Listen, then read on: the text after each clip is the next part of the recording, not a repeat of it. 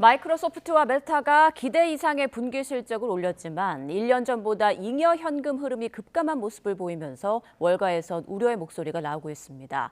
이런 가운데 미국의 중앙은행인 연방준비제도는 기준금리를 동결했고 미국 장기국채는 인플레이션 대응에 대한 실망감에 급등했습니다.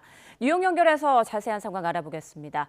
이승윤 특파원, 먼저 마이크로소프트와 메타가 기대를 뛰어넘은 실적을 올렸다고요? 네, 그렇습니다. 클라우드 시장 2위 업체인 마이크로소프트가 클라우드 부문의 탄탄한 수요와 AI 인프라 확장에 힘입어 1년 전보다 18% 상승한 900억 달러, 우리 돈 130조 원의 분기 매출을 기록했습니다. 시장 예상치인 876억에서 877억 달러를 상회하는 실적인데요. 조정주당 EPS, 조정주당 순위, EPS도 4.74달러로 시장 기대치인 4.24달러를 웃돌았고 자본 지출 KPX는 400억 달러를 기록하며 시장 예상 수준이었습니다. 페이스북과 인스타그램의 운영사인 메타 플랫폼스는 608억 달러, 우리 돈 87조 8천억 원의 분기 매출을 올렸습니다. 이는 월가 예측치 601억 7천만 달러를 상회하는 수준입니다.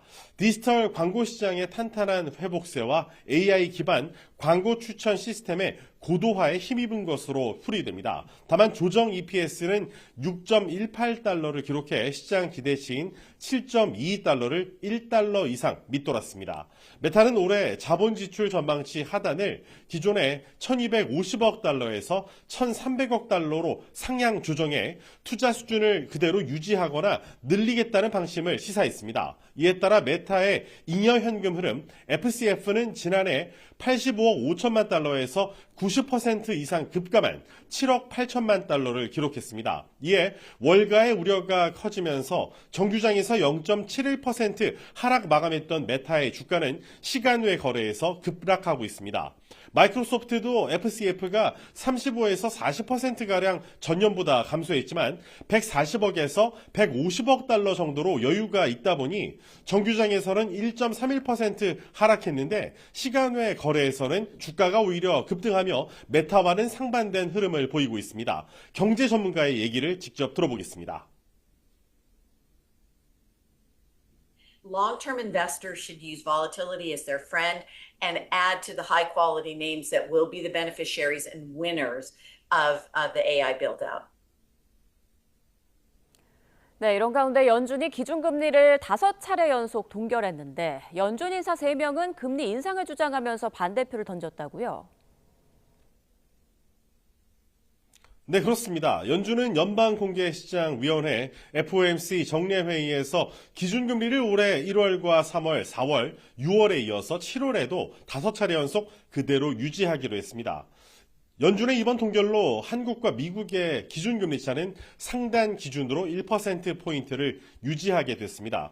금리 결정 표결은 찬성표 9표였고요. 로리 로건 댈러스 연방준비은행 총재와 베스햄의 클리블랜드 연은 총재, 닐 카시카리 미니애폴리스 연은 총재 등 3명은 금리 인상을 주장하면서 반대표를 던졌습니다. 이에 대해서 케빈 워시 연준 의장은 동료들 간에 많은 상호작용이 있었다면서 진짜 집안 싸움이었다고 소개했습니다. 또 연준은 반드시 물가 안정을 이뤄낼 것이라며 마법 지팡이나 완화된 인플레이션 목표치 같은 건 없다면서 오직 목표는 2%라고 강조했습니다.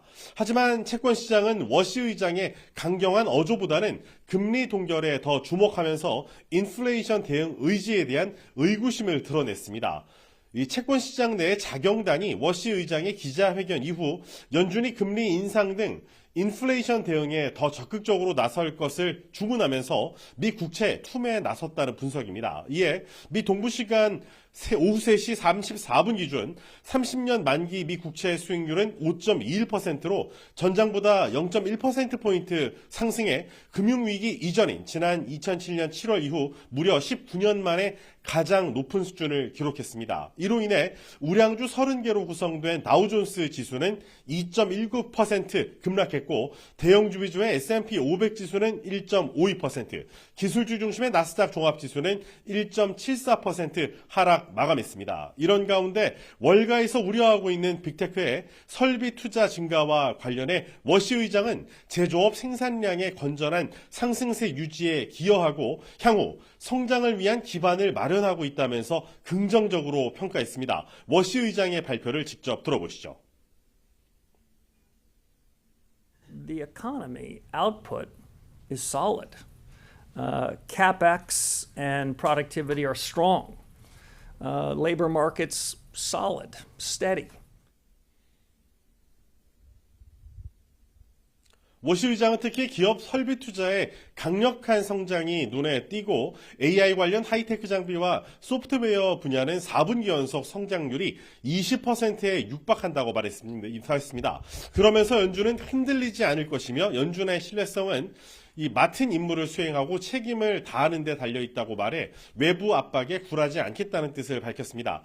트럼프 대통령은 FOMC 회의를 하루 앞두고 금리는 인하돼야 한다며 미국의 국내 총생산 증가율이 12%까지 뛸 수 있다고 주장했습니다. 지금까지 뉴욕에서 YTN 이승윤입니다.